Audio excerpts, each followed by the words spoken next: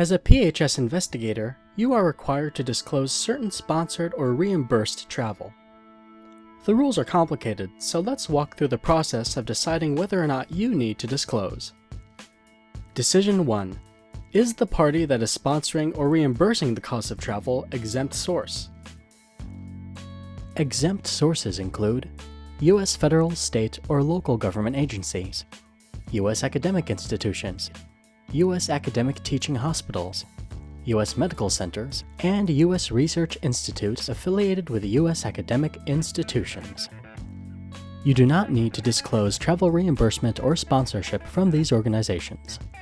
If your travel sponsor is not exempt, you may need to supply a disclosure. Here are some examples of non-exempt sources: international academic institutions, professional societies, corporations, and businesses. Let's move on to the next deciding factor. Decision 2.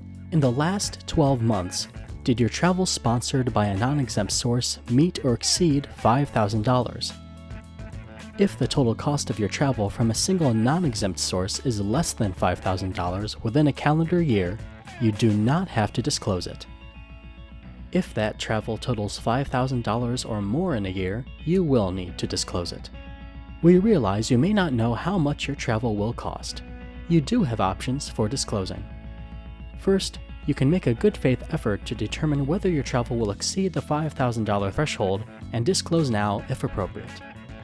Or, option 2, you can disclose your travel after you have made your trip. You have 30 days from the date of your travel to disclose.